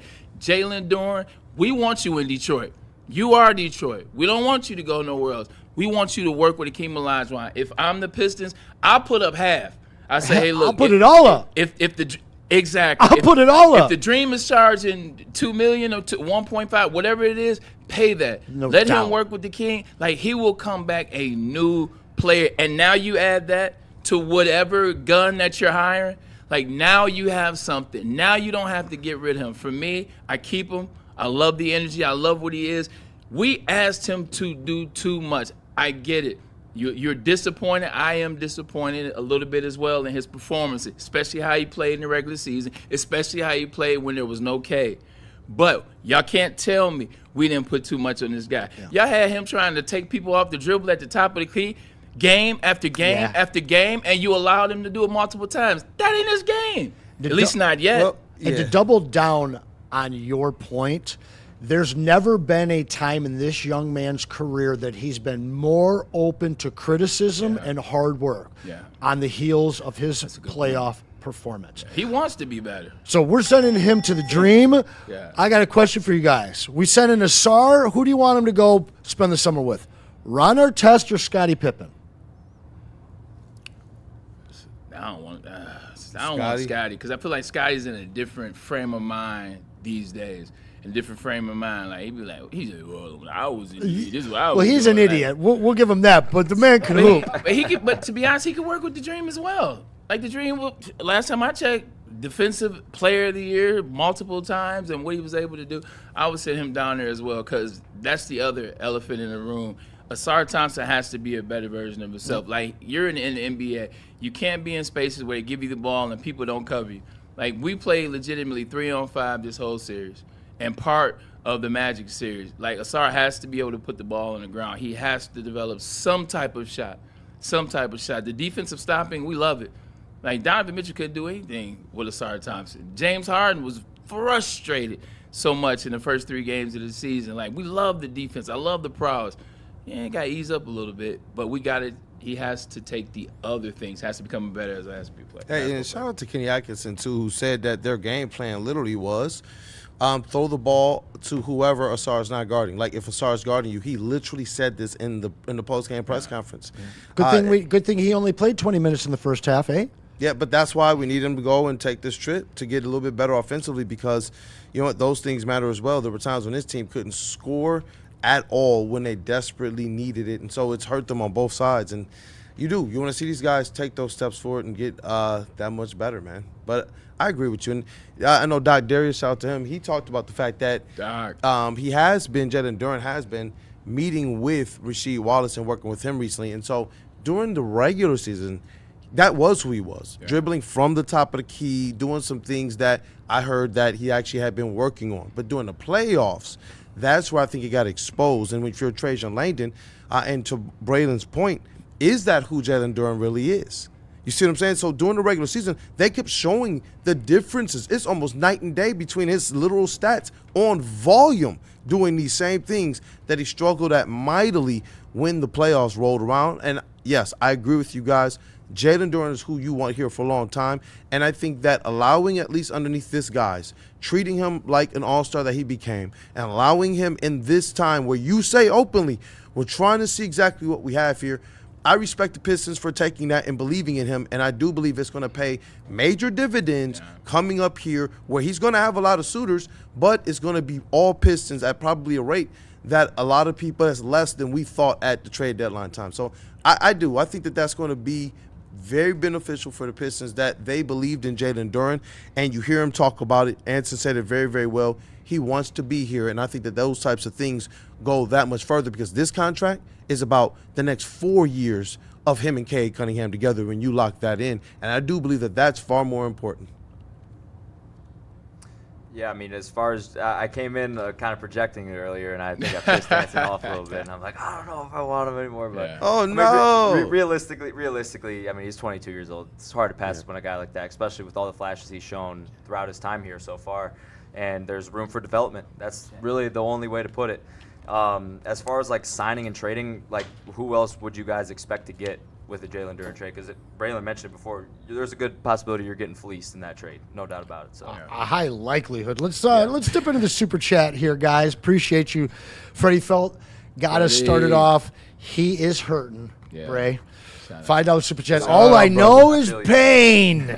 Shades of pain today. All I feel is rain. How can I maintain? Bars. With Pistons on my brain. Word to DMX. Wake me when Michigan and Lions football kicks off. We'll be diving into some Lions here in a minute. She loves me on payday. When I saw Cade wearing... That name makes me happy. When I saw Cade wearing an all-black suit, I thought to myself, whose funeral is he attending? With the trench, too, right? You saw Unfortunately, it was his own team's funeral he was attending. The Purple Puma, at least it wasn't the Peasants. I can stomach this a lot better. They weren't losing to the Peasants. They weren't losing to the Peasants. Who would you rather? You know what? I got to be honest. I got losers that are 3 months behind their New York rent, haven't tweeted them since December, showing up last night. Come on, bro. Like, you're not winning anything, Peasants. You're just prolonging the inevitable. Because when you win nothing again this year, that rebuild I promised you is coming this summer. It's going to be here, guys. One more super chat from Ryan's reaction. Buddy, I'm going to talk to that one, but I'm pretty sure that you clicked on it. But I will get to the bottom of it, and we'll figure that out for you. Yeah, I still laugh at you guys calling them Peasants. Like, they're legitimately swept in the 53 years. Peasant franchise. We just lost by 31 at home. Like, at some point, you got to be like, all right, today I'll shut up. Tomorrow you can go back to the Peasants talk. Who would you rather lose to? What? Who would you rather lose to? Excuse me. Knicks or Cavs? How we just lost to the Cavs? Who are we cheering for? There's 28 teams in the league that I would rather lose to than the Peasants. We weren't losing to the Peasants, though. That is true. Get it through your brains. We weren't losing to them. I don't know how that matchup's going to go with Cleveland because I kind of like that matchup for the two teams. But I think Cleveland gets by them. And then we got this boring Cleveland get lost in 5 to OKC series. I'm going to entertain. What makes you think we would beat the Knicks, who are the best offensive team in the NBA currently and have been that for the last month and a half?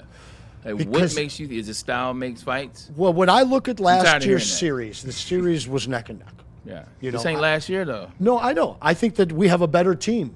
And I don't see any additions or changes to their team that made them better at all. They just continue to have the best starting 5, no bench, and in understanding how to play together, which is probably their best asset. But it's not going to be enough. And we saw what we did to them in the regular season. I know it was the regular season, but I just think that we are so well built to match up with the Knicks. I think that that's what we spent the offseason focusing on, which clearly was a mistake because we were built to beat the Knicks. We weren't built to beat the Cavs. I think the previous iteration of the Cavs, yeah. But when the Cavs made that move, we didn't do anything to counter. Now, the previous year, we did go and get that surefire ball handler that we needed. He plays this for the year, Cavs. now he plays for the Cavs. It's amazing that Sacramento went and gave him a little bit more money than the Pistons were going to offer him, and he don't even play for them no more. Instead, he's with the squad that puts us out. And that dude was talking, man. Like Schroeder, I could tell you, if one thing, gamesmanship got to be his freaking middle name. Straight up, he was yapping In all everybody's night. head. In everybody's, man. But you know what? You know that. We loved it when we had Schroeder here. He's one of those guys that you love when he's in your uniform, straight up. Yeah. Who? Yeah, it's a lot of guys like that, man. We're like, you wanted me in a uniform. If you don't, like Dylan Brooks is like a guy. I want him here. He's grown on me. How about him pulling up at the Dylan Olympics? Brooks is grown on me. Like I wouldn't mind having Dylan Brooks on the squad. For real. Like, For real. like, Did you see him pulling up front row for the elimination LeBron game? I'm telling you, laughing. Bro, Knicks fans was sending me that Pure last villain, night. bro. Pure They were villain like- shit. They were sending me that like, 100%. yo, we are watching y'all demise right now. I know what you mean. Cavs fans, they are definitely unrelentless. But you know what? This is what you get. It's what you get. We'll take our medicine for sure. Because I do believe that this Pistons team, more than any of the two previous iterations that made the playoffs, this one gives you more than hope. It gives you the substance, and they're going to continue to be a formidable player in this Eastern Conference, man.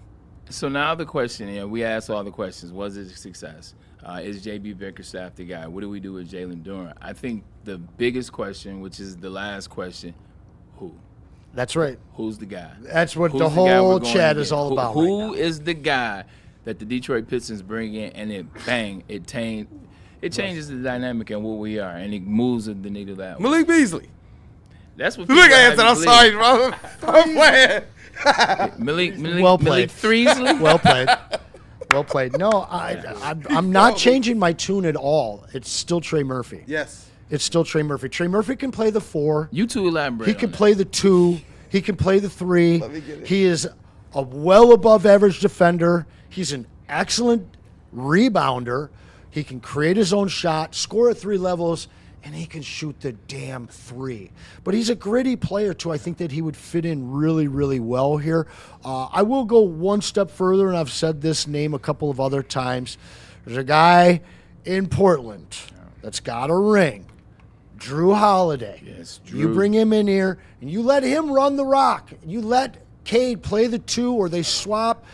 The dynamics of having those guys swap bench time, and then the defense that Drew and the experience that Drew would bring, those 2 guys right there, one you can get cheap, the other one's going to cost you a pretty penny, probably 3 first-rounders and Ron Holland, and I'll pay it for Trey Murphy. Yeah, I like Drew Holiday a lot. I like him. He's a winner. He's won at the Olympics. He's won 2 championships, one with the Bucks and one with the Celtics. And when he comes to your team, it takes your team to that Really next does. level. With that being said, he is 35, and guess what his ticket is? It's $35 million. Like, that's what happens when you get Drew Holiday. That's the only thing. I think B-Lab threw some names in there, Kool-Aid, as I ask you next. Throw those names up there, some of the people that might be target situations for the Pistons. Let's go through some of these, as well as the chat. Who are you guys thinking? Who do you want? Who do you think fits this Detroit Pistons team, and who do you want? I'll hit a few people in the chat. go ahead. Mike G wants Ja Morant. Oh, he Our wants very Ja? own Hefe. Okay. He wants I don't know Trey about that. Murphy, and Matt Broder agrees. Rando Smalls, he's been saying it for a Broder. while. C.J. McCollum is the guy that he wants. Hefe said Kyrie I'm Irving. on my trade targets. I'm not sure Kyrie Irving is the fit here, but I wouldn't be my that guy. mad at it either. No way Drew is $35 million, says Jordan from Michigan. Well, unfortunately, he is. A lot of different names in here. Even Dante saying, can we trade for Darius Garland, a guy that I wouldn't be mad I like to Darius see Garland. here I mean, I feel like the conversation that we're having around the Cleveland Cavaliers, him not being there early on. You see the 2-0. You pointed out a couple times of what he was. I liked his game, 100%. Top Kool-Aid. 5 dribbler of all time. Yeah, you keep saying that. I'm going to keep saying no. But I moved him down from top 3. I appreciate that. I appreciate that. I still can think of 5 off the cuff, though. Kool-Aid, where Yes, you with sir. this list on here and your guy, Trey Murphy? I know. I will talk about Trey Murphy, but you know what? C.J. McCollum. Let me see who else is on here. CJ's doing his Dylan thing, too, Brooks. And people will be mad at me. I'll take a flyer on Mr. Jalen Green. Don't know what that price is going to look like I'd for not him. be mad at that at all, I'm bro. not. Yeah, I'm just Unite being, those two? Being serious. Yeah, It'd be people fun. don't understand. They got their own True little two out weird there? history. Because you truly need a higher gun. Like, for me, defense is extra. Like, if you play defense, I would love it. Yeah. But JB's going to be able to get you to, because that's what the team is. Jalen Green, I just need you to be who you are. Yes, just go F stuff up. 100%. Just go That's right. score. And him and K would know that, in my opinion. Hey. But I know that ticket is going to be weird for a Jalen Green type of player. But when you're talking about Trey Murphy, you said something a little bit earlier, Braylon Edwards, that I don't even Full know why I called him by name. the You full gave me full name. government. I think because it was a great point, man. I had to look up, like, boy, is that one time? What's going on? Is that the Called boys myself in blue? too, like, what are you doing? Pistons lost my whole road. It's spiraling. Man. But you talked about the usage rate going up for Durant, and during the regular season, it looked like he can handle it. But if you can't handle it in the playoffs, you can't handle it. Go and get better. I'm not saying he can't get better, and now he knows what to expect. But somebody who we've seen take a little bit more of a usage role over the last few years and see his player efficiency rating go up, indicating he can handle this, is a Trey Murphy.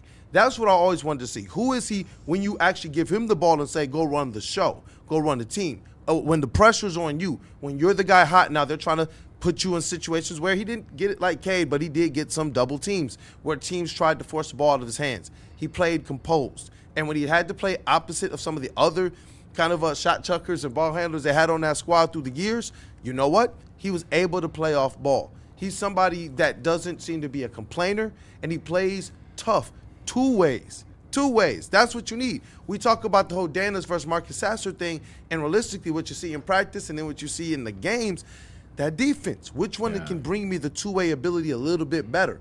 And I think with a Trey Murphy, you're not asking that question. You're putting a guy next to Cade Cunningham who saw his minutes rise by what was it? It was almost, I want to say like 400 or 500 minutes. Yeah, almost 500 minutes over the season before, but he got more efficient. That's what I want. I think he's proven that he's ready for that next role. And as it relates to a number 2, I think we have a guy like a Jalen Duren here, and your number 1 is Cade Cunningham. I don't need him to be the traditional number 2. I just need him to go out there and be a complimentary bucket next to Cade, and he definitely can be that. Sweet Potato Cam, man, put some of that chill vibe on the situation, man. Who is the guy that you want to bring in to this Detroit Pistons team out of this list that you see? You know, I didn't take a look at the list. I was actually going to ask Kool-Aid if Lauri Markkanen is on that list. He's one of their targets. This is a free agent but list? trades, yeah. I was gonna say he's a target. I do know that without a shadow of a doubt, the names that I heard are Lauri and Trey. Like, they're not looking, when they're talking about looking at a star. With Shams, right? Something. Yep.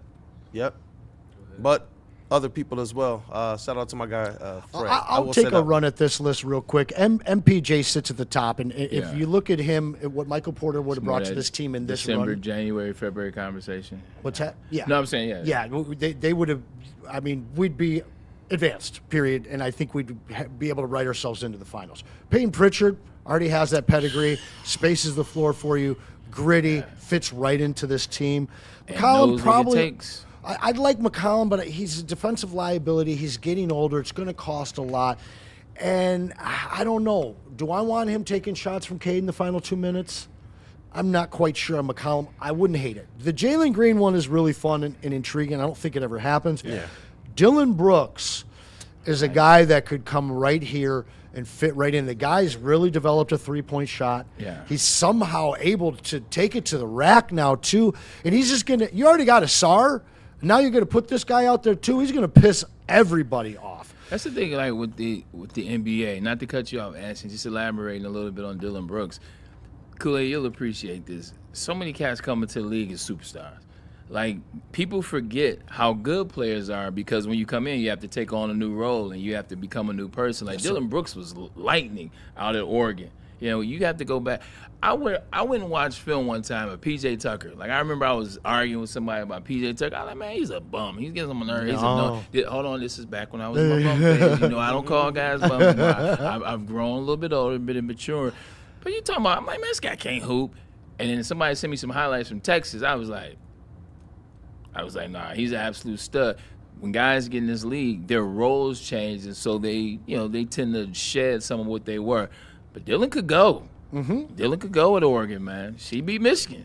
A couple other names, DeMar DeRozan. I've been talking about him for 2 years. Ooh. That's an angry man that would fit well with this team. Mid-range assassin. Doesn't need to get his shots anymore, but still, I mean, he's ISO Joe 2.0, in my opinion. Murray, Dejounte Murray. He's not happy. Keegan Murray. I was like, wait a minute. Another guy I wouldn't hate to have. I like Keegan Murray. I like Keegan Murray too. Dejounte Murray, I saw somebody in the chat here saying that Cade is not a true 1. Now, he can be a true 1. He can be a true 2 or a true 3. Having a guy like Murray or Drew would really allow you to use Cade in so many different places. And then the Benedict Mathurin. Yeah, I like this Mathurin. guy is so slept on. Yeah. To me, he's Jonathan Kuminga, a guy that you and I talked about that we wanted, that isn't liked or has some sort of an issue with his franchise, but is a hooper. Yeah. You saw what Kuminga meant to the Hawks run this year. 100%. I think that Benedict Mathurin is that same type of player. You go out there, I'm sorry, as much as I like Ron, that's Ron with offense. Yes, real aggressive. I like his aggressiveness, big time. Yeah. I like that as too, man. I think tomorrow maybe we talk about like who's disposable. Like, who's disposable? That one's gonna hurt. We Kool-Aid, you may have to step out for that one. I was gonna say tomorrow I actually might not be able to be here until maybe about the second hour because who's disposable Tuesday, chat? You ready? Trajan Langdon actually has his exit interview tomorrow at 1:00. At 1? At 1. God, okay. So I'll come in fresh. Season end. I'm sorry, not exit. Season ending interview. Season ending, if you will. So I'll come in with we'll have the video. Cool. All right, bet. So get your questions in. What questions do we want to ask Trajan for tomorrow? What questions do we want to ask Trajan Langdon? Send them in before the chat. Send Mailbag. them. Kool-Aid will get it. We'll take it. And we'll ask some of those questions. I got one. Will you allow Troy Weaver to make your next draft pick? Oh, Trajan. He didn't do bad. I like Chaz Lanier. I don't think Troy did bad. I'm not letting him go over free agency, though. I put it to you this way. Not at all. I agree. If we're going to have that conversation before we go to break, I will say this. There's a reason why now, and when you look at it, do you change your mind? Remember when they did the rankings for the front office? We came in here, we talked about the front office rankings, and you saw where the Pistons were before the season. I think it was 13th. And then during the season, I think they moved up to 5 or 6 or 7.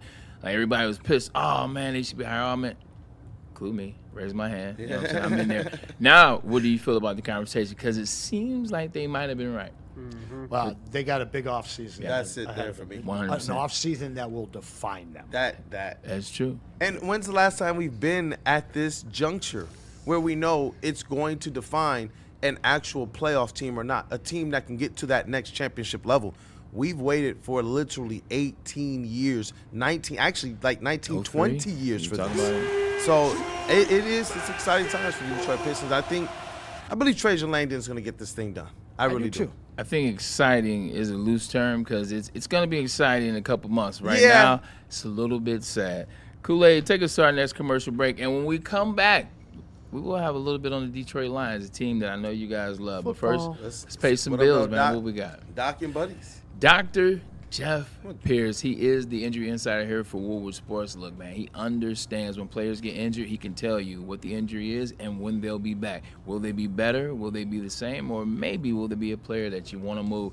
Doc's been doing it for a very long time. He's been doing it with the greats. He's been doing some of the best to ever play the game. Tim Duncan, and you know how we feel about number 25 on that grind line. So 100% Doc. And then if you need to go to Michigan Sports and Spine and get seen for yourself, they also do an amazing job, man. It doesn't matter what you have, what the ailment is. You go down there, they'll see what it is, they'll make sure you're good, and they'll give you the right diagnosis. So many people going with these soft tissue injuries or bone or things of that nature. They go to the wrong guys. You get the wrong diagnosis, and you're doing the wrong exercise, the wrong treatment, or you're getting surgeries that you don't need. Get the right guy on the job, get the right team on the job. It's Dr. Pierce at Michigan Sports and Spine. Everyone knows the best pizza on the planet is Detroit-style deep dish. I'm drowning myself. And everybody in Michigan knows who created it. 80 years ago, Buddy's Pizza made it. At that original 6 Mile and Conant, however you want to say it, location, they got them all over Metro Detroit and Michigan because it's Buddy's Pizza and it's the best, and we're partnering with them to save you 20%. You see that code right there, Woodward 20. When you head over to buddyspizza.com, you're going to use that code and get yourself 20% off, or you can also use it to get up to $200 off a catering. That's right, a Buddy's party at your house. So give them a call or stop on by buddyspizza.com. You know how some things are so good they should be world famous, but they're not? Our house-made vinaigrette is one of those things. And the antipasta salad, we drizzle it over. Same with our hand-battered chicken tenders.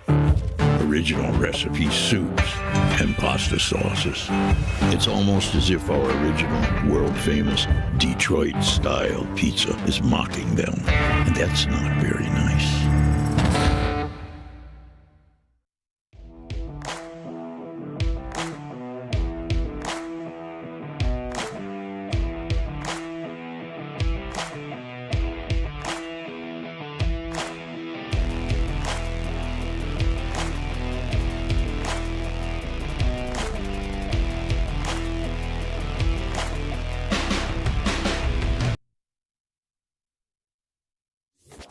Injuries, big news. Twice a week, Dr. Jeff Pierce from Michigan Sports and Spine joins Woodward Sports Network for the Injury Insider Report. Big D Energy Tuesdays at noon. Braylon Edwards and Shaq Thursdays at 3:30. Get expert analysis and in-depth breakdowns on the latest sports injuries from the man trusted by top athletes in the community, like D-Mac. Whether it's the Lions, Pistons, Tigers, or Red Wings, Dr. Pierce talks us through it all. Don't miss the Injury Insider Report with Dr. Jeff Pierce, your go-to source for understanding the impact of injuries on the games and players we love. Only on Woodward Sports Network. Scan the QR code on the screen or go to MichiganSportsandSpine.com to see if Dr. Jeff Pierce can help you.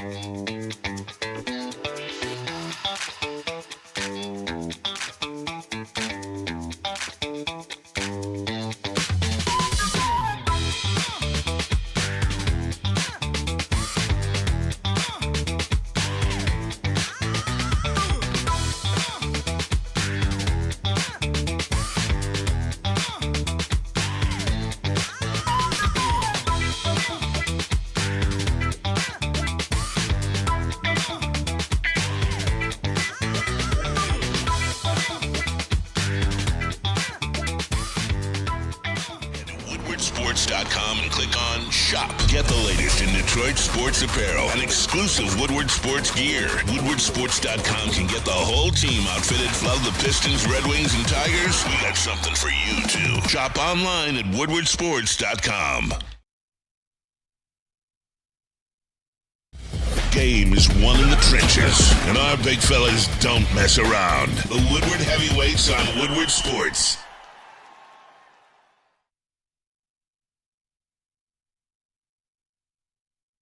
Planet Fitness now has even more best-in-class strength equipment. Join today for $1 down and save. We're stepping it up. We're not slowing down.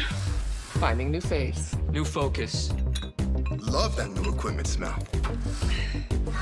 So, you in? Join the club today. Save when you join for just $1 down, $15 a month. Planet Fitness. We're all strong on this planet.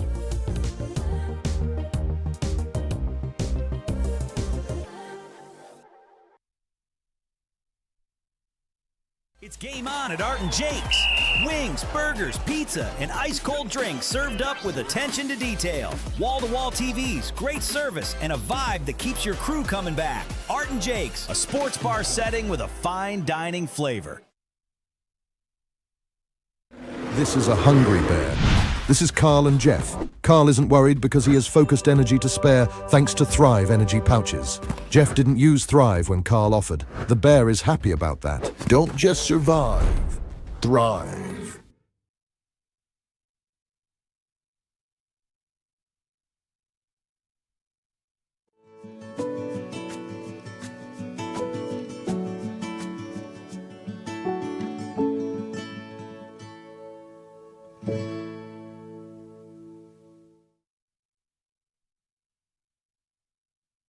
Don't miss all the Detroit Pistons coverage on Woodward Pistons on YouTube. Head over and subscribe now for in-depth Pistons coverage, player interviews, roundtables, and live watch parties. The bad boys of Detroit media are here.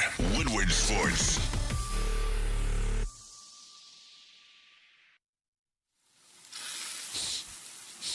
You smell that? That's Brad Holmes cooking. And the off-season smells good. Woodward Sports.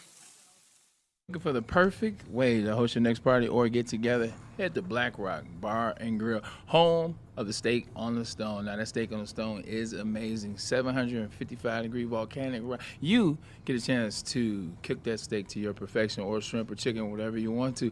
They put it there for you. Also, man, they have drink specials, dinner specials, lunch specials. They got all the specials. They want you to come. We talked about it. Things are expensive. That's why they got things that fit into your price point, man. Make it good for you. Shrimp scampi, you got it on Thursdays. That is Thursday's Sizzle. 1,000%, this is the place you should go. The people feel good, trust you, go there. Hey, from the perfect steak to the perfect mortgage, we've got you hooked up. Listen, we partnered up with Supreme Lended. You see Chad and Chris right there. They're fantastic. I'm a former mortgage guy myself, though, and the biggest mistake that people make is waiting to get in touch with your mortgage person. This is the first call you make, not the last one, guys. And I got their phone numbers right here. You can reach Chad at 248-379-5214. Chris, you can reach at 720-508-0621. Listen, 99% close on time rate, 97% customer satisfaction. We're going to kick you up to $500 off your appraisal if you mention WSN when you give them a call. These are the guys. If you're starting the process of a new home purchase, selling your home, or refinancing your home, call them now. They're going to get you all set up so you can get into the best position for your next loan. And we back. And we are back. Any super chats? Anything to clean up? Any comments? Hey, you know what? We need you to smash a like button. We know that, guys. I'll dive into some comments. Police? No, yeah, where are you, Mike Wary? Yeah. Get on that one. No new super chats. I'm sure we'll get some before the end of the show, and I'll dive into the chat here, see if we can find something fun while you take us into the Dante did have a question as well for me for Trajan Langdon tomorrow. He said, is there any quote-unquote untouchable players on this Pistons roster that isn't named Cade Cunningham? Yeah. One other one. Ooh. Asar, Jalen? Asar. You only have one? It's Asar and Cade. I mean, if there's any kind of question right now whether you're going to re-sign a guy that other people could sign, then he's not untouchable, right?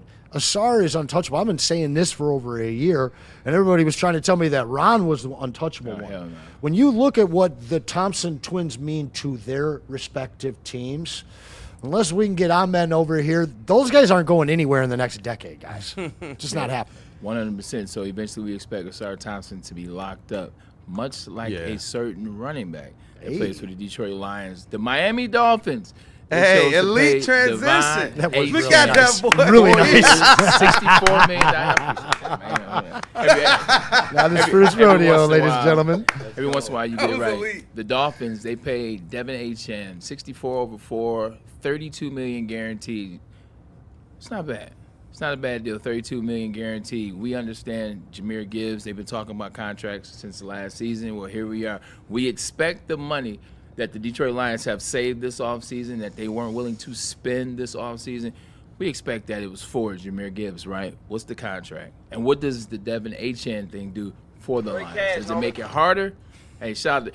Hey, that Randy Moss, when he said that, like I always is a huge Randy Moss fan. You guys know it. I talk about it whenever the receivers come up. But when that joker said straight cash, baby, I was like, man, Randy Moss something else. He's something else. I mean, it's got to be healthier than what Saquon got. Because he's at $21 million annual. I think Devin Achane right now will be $16 annual. Saquon's at $21. Christian McCaffrey's at $20, $19.5, I think. Is Saquon at $21 a year? I thought he was only at $12.5. I gotta look at it again. Check on that. The thing for me is when you look at most of these bell cow backs, you just don't want to sign them after their rookie deal. They fall apart in that first contract after their rookie deal. It's just across the board. Unless your name's Frank Gore. Unless your name's Saquon Barkley. I am worried this year without David Montgomery how much work they're going to put on Pacheco, because they need to put enough work on him, and he needs to be able to be successful with that work, with those ops. But it has to save Jahmyr Gibbs from the 300 touch mark. In fact, I mean, I'm hoping that he's sitting around 275 or less. Yeah. And if you use him as a weapon and not just a running back, that second contract will make sense for him because of the amount of versatility and what he can bring to the passing game. And obviously, he'll still be a great running back. But you got to save him now.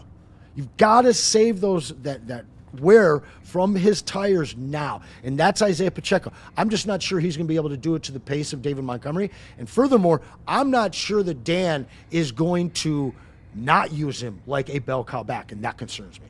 Definitely concerning, 100%, especially with the Lions, because we know the first thing that comes to mind when you think about the Lions, it isn't the draft, it isn't the offseason, it isn't the players on the team, it's the injury bug. That's what you think about. So I understand that 1,000%.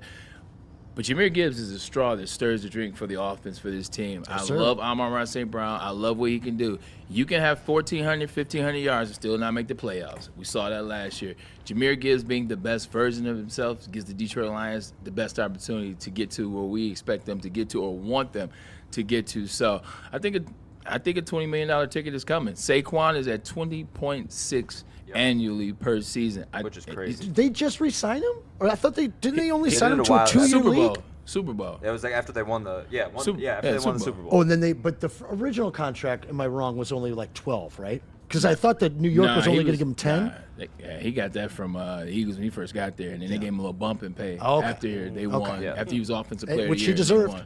1,000%. But this is what it is. Like that's why you get Cade Mays. That's why you get Blake Miller. That's why you put emphasis on the offensive line. That's why you shift Penei Sewell to left tackle from right tackle. This is going to be a big year for the running game. This is going to be a big year for you know who. That's why you go get Drew Petzing, who knows how to focus on 13 personnel in the offensive line. That's why you also add Mike Kafka, so you understand the passing game, and you can add more little dinks and dunks and little schematic things for Jahmyr Gibbs. He's that guy. And they bring in Pacheco. It will help. But he's going to be a $20+ million back, and the money goes up, and he'll be deserving 20 of it. plus, huh? He'll be 20+, like 100%, because there's no one in the NFL. I mean, even as good as Baligian is, who I think Bijan's a little bit above Jahmyr Gibbs right now, he can't do what Jahmyr does in certain situations and certain things. So True. I know it's going to sound crazy, but it isn't. In terms of the stop and go and the turning it back on and can go on across the field, like he may be better, but he can't do that. Two things are true. That's the ticket. That's what's coming. So I think the Achane thing doesn't really do anything for what Jahmyr Gibbs is going to do. And Achane's been oft injured. Yeah. You're talking about a guy getting money It's who's the Dolphins. how many times has he played 15 games, 14 games? It's the Dolphins. True that. Well It's said. the Miami Dolphins. No O-line. But $20 million, I mean, what do you think about that, B-Lad? That's where we're at. $20 million running back. 3 years ago, they told me running backs were done. Right. It's over. They can't pay. We don't have to pay him anymore. Put him on the shelf after 5 years. Right. Well, here's Jahmyr after year 3, inching towards a $20+ million annual payday. Yeah, and I understand, the other side of the angle where they, keep him and then you tag him and then you look to trade him or you look to move him on somewhere else because his last 4,000 carries won't be as productive as his first. I completely understand that other side of the argument for sure, but you don't let guys like Jahmyr Gibbs go. Like, he is generational talent, and he quite literally kind of carried your team last year. I mean, there were some times where it showed where the running game wasn't being as effective as it was, obviously due to some O-line injuries, and David Montgomery wasn't fully healthy, so his right-hand man, which was taking some of the load off of him, wasn't there. But I think 20 a year is a fair price for him, 100%. I actually think they might go a little bit higher than that too. I think that he actually might exceed like the 21. But as far as this goes, like you see teams like the Buffalo Bills as well. They extended James Cook. What was it, last year or 2 years ago? It might have been last year. Yep, last season. But his extension looks like an absolute steal because he's a beast too. Yeah. So the running back market is constantly going up, and that's how it will be for the rest of the time, for the most part. Like there will be someone else that will be getting paid more money than Jahmyr Gibbs. Maybe it's Bijan, maybe it's someone down the road like Jeremiah Love or something like that. Yeah, that's a good one too. Yeah, Shit. so that's where I'm at. You don't let guys like Jahmyr Gibbs go at all. He's impacted your offense in numerous amounts of ways, and quite honestly, probably brought you like 2 to 3 extra wins last year. There's another running back in the NFL too, and that's Ashton Genty. You see what they've done over there. He's a young guy. You started to see some of the flashes once he got comfortable. Had an awful team, awful offensive line. Really bad. But Tom Brady and the crew, they come in and they revamped that, and it started with Tyler Linderbaum. So expect him to be one of those guys in a couple years, 100%. For sure. Is the schedule, because every time I run into people in public, like they're, hey man, love the show, tell Anson, Kool-Aid, B-Lad, and Sweet Potato I said hello, or the heavyweights or Crunch Time, whatever. Everybody's always got a hello. But the question is the schedule. They're like, oh man, the schedule's easy, Braylon. How do you think they're only going to win 11, 12 games? They're going to win 17. Well, no. No. But second of all, they make a conversation, even if they meant to do it or not. Are we placing too much on the easiness of the schedule? The schedule is easy. Oh, the Lions are going to do this because the schedule is easy. Ladies and gentlemen, are the Lions thinking the schedule is going to be easy? Are they going to play to that? Are we making too much of the schedule? Yeah, absolutely, because these teams are always different every year to the next. Right. A bad team last year often is a good team this year, and a good team last year is not guaranteed of having a good season the next. I mean, so many things happen. The end of the first month, even after 2 weeks, your entire schedule looks different than what you thought it did in August. Facts, 100%. Be that same thing. Yeah, and that's another thing too. Is like the easiness of a schedule, I guess you could say, that really only gives you an edge by about 1 to 2 games. Like you get teams like Arizona in there, Miami. Those are, you're kind of like more for sure dubs. Those guys aren't really projected to win any of their games. They're always going to be underdogs in the season. But then you face teams like the Titans. Like, what if Cam Ward takes a step forward? What if he's going to be another, I guess you could say, like a Caleb Williams kind of type, where he kind of struggled in his first year, but then his next year, he looked like he was firing all cylinders. And Cam Ward did show, like, flashes of some very good throws he made at the very end of the season. Yeah, so teams like that, those are, we put way too much hype into the schedule, and, I hear people saying, like, 14, 15 wins. Like, that is extremely rare, guys. Like, 11 wins, that was my win total when we were going around and doing, like, the wins and losses. I think we're winning 11 games solid. Possibly, that's kind of the ceiling for me. So, like, as far as the easiest schedule goes, that's literally only maybe 2 to 3 games that you have on your schedule. I saw that the last remaining member of the 2005 draft class that I was in just signed for $25 million to the Pittsburgh Steelers. Does that do anything for you? Does that move the needle? Do we believe that Aaron Rodgers showed you enough last year to where you can believe in what the Pittsburgh Steelers could be for a year? Or is it like, nah? I don't care. I'm just excited Maz is going to melt down for another year. I'm so excited about that. Like, give me LeBron for another year. Give me A-Rod for another year. Conversation. How you doing, Maz? What's up, man? Yeah, I love it, man. Listen, for some reason, I love these stories being drawn out. Even the Brett Favre, like everybody, just retire already. I love the drama of it. I love drama, just other people's drama. Always I like how you put that, man. I like how you put that. Did he do what? He had a decent season for himself last year. I feel like he found a little bit, got into a groove a little bit. He's got some new weapons this year.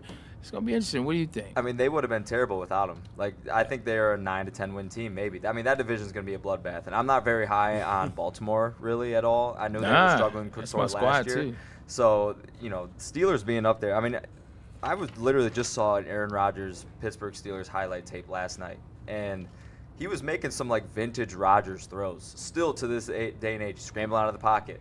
Throwing it on a dime, literally ropes down the field while moving. Like, this is some of the prime Aaron Rodgers stuff we've seen. He still has a little bit left in the tank, I think. And I'm with Anson. Like, I want to keep seeing Aaron Rodgers in the league. Like, he's greatness. Maybe is not as much greatness as Tom Brady as far as the success goes, but as far as talent and throwing the football, Aaron Rodgers is up there, 100%. He's also not like Tom in the sense that, like, when Aaron leaves the game, like, we won't see him. Exactly right. Like, when Aaron's gone, he's gone. Like, Tom left, but he didn't. Yeah. Like, Aaron's like... And LeBron's going to be all up in our faces once he retires. He's going to do the same thing Tom did. It's going to be worse. He's going to... Like, whatever basketball team goes to Vegas... At least Tom's cool. Yeah, Tom is cool. Tom is cool, man. He's showing up on roast. Could you imagine LeBron trying to go to a roast and tell jokes? When he hosted the ESPYs, it was painful. It was painful. It was real. I'm not even no hate. It just was painful. He's gotten a little better in his commercials as he's gotten older, but no, it's brutal, man. I mean, you see LeBron with the YouTube golf. He I have he seen was like that. a completely different person out there. Yeah, I'm like, it's AI. Like, Did you see? LeBron. Was it Scotty Scheffler or somebody the other day was shown just silhouettes of different swings? Oh.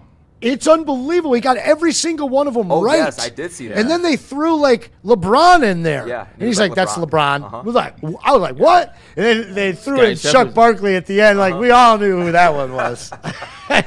Find it on Twitter. It's That really was good. crazy. I Yeah, saw look it some up if you old guys haven't footage seen of it. like Chuck back in like the 80s, early 90s golfing. Like he's right. He actually he didn't have the hitch. Like he didn't have the. Like he actually could golf back in the day, man. So you've had this topic in there for a minute, man. I feel like Y'all been dodging it. I feel like now is the time. We It can jump is. into it for a second. Do we have another commercial break? Get Yeah, one we do. last We one got before one. this- Definitely. Let's just do it now. Get out the way, and then we'll finish up strong with 10, 12 minutes of straight conversation. I want this last topic so bad. Initials DM and not direct message. We'll get to it. Kool-Aid. Tell the good people about water hazard. Listen, Anson. guys, I've told you a little bit about Founders already. We are fully partnered up with them. But they don't just have great IPA, Water hazard, bro. right? They got water hazard now. And it is a bright blue drink. It's actually their very first canned vodka cocktail. It's 5% alcohol percentage, so it's another one that's going to pace you throughout the day. Really great over ice with maybe a slice of lemon or a slice of lime in the summer. It's really a fantastic drink. I actually just tried it for the first time. Get over the blue because you're going to love this one. Listen, next time you're out, make sure it's a water hazard from Founders, but make sure that you enjoy it responsibly. Planet Fitness now has even more best-in-class strength equipment. Join today for $1 down and save. We're stepping it up. We're not slowing down. Finding new faith. New focus. Love that new equipment smell. So, you in? Join the club today. Save when you join for just $1 down, $15 a month. Planet Fitness. We're all strong on this planet.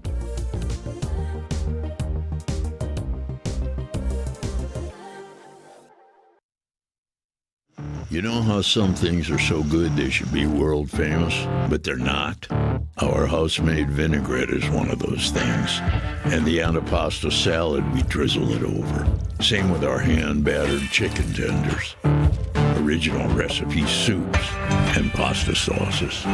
It's almost as if our original, world-famous Detroit-style pizza is mocking them. And that's not very nice.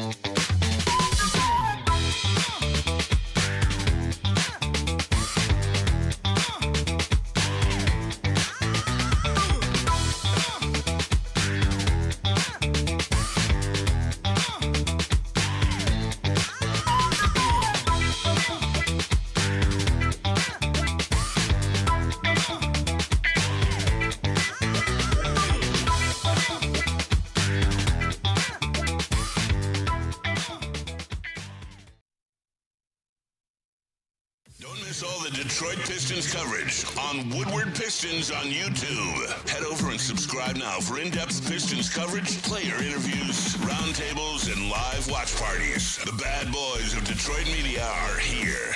Woodward Sports.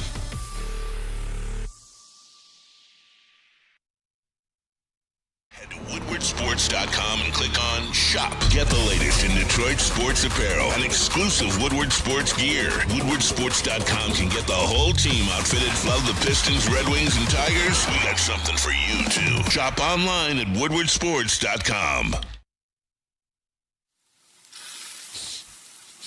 You smell that? That's Brad Holmes cooking, and the off-season smells good. Woodward Sports. Welcome back for the final word on the Braylon Edwards Show. Just enjoying the day, and we hope we were some form of ear for you, man, or a shoulder for you to lean on and cry. I love that the chat, you guys weren't necessarily crying though. You guys kind of understood what the moment was.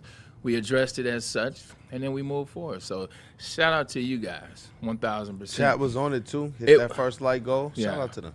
Appreciate you guys, man. We didn't even have the like police doing such. You did it on your own, so we appreciate that. All right, Anson, here we go.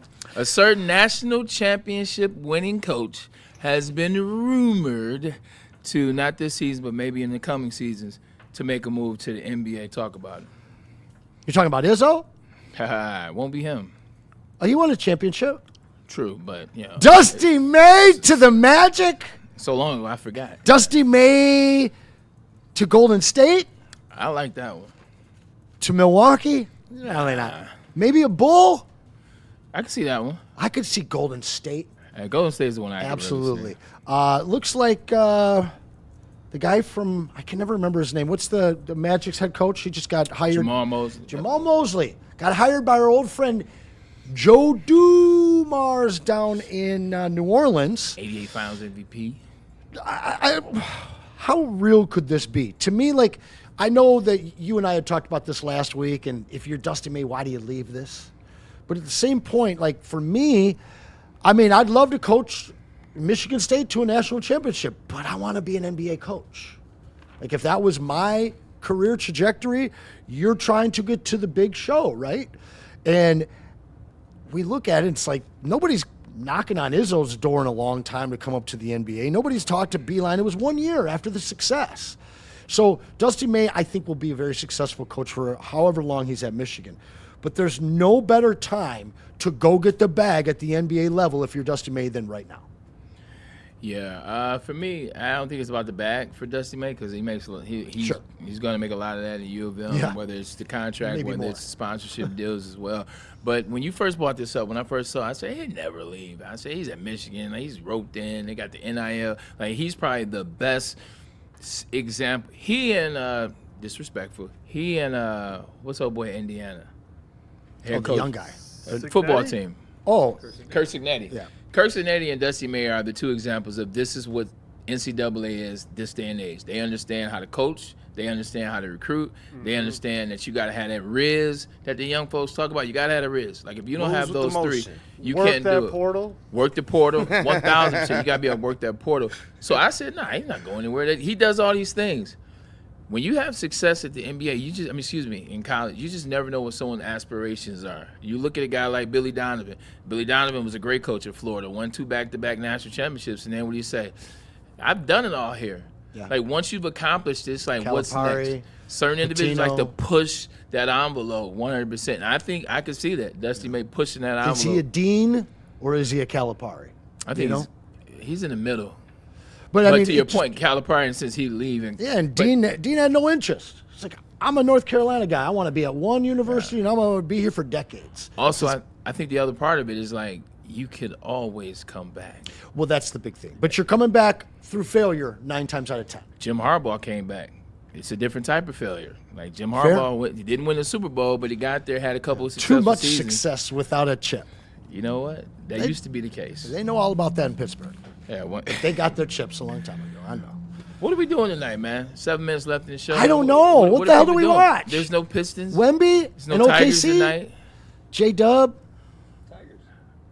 Game 7. Yeah. Who? Buffalo, Montreal. Let's go, y'all. Oh, you know what? I would sign up for that. Justin Satawa needs the Canadians to win, so I'm going to cheer for the Canadians. Wemby plays tonight. SGA plays tonight. Because I know we don't want anybody to win the NBA championship that's not the Pistons. So that's not the question. But out of the teams left, who would you, if you had to? Jalen Williams. I want J-Dub to get another chip. So OKC. I don't care about anybody else aside from my 136 Wemby rookie card. So if he gets a chip, I'm not too mad about that. But I got some fire J-Dub stuff, bro. Okay. Listen, I'm excited for for you. this series. They got swept in the regular season. There's a lot of people that say OKC can't even beat Wemby's Spurs. Without J-Dub? This is the finals. We're watching the finals in the West right now. Same for you guys, man. If it's 4 teams left, like who are you cheering for? Begrudgingly, mind you, begrudgingly. Who are you cheering for? For me, man, it's goodness gracious. poor Kool-Aid. It's tough. I'm not ready. I saw my always Detroit basketball shirt on. I was like, give him another day in an exit interview. Go ahead, Cam.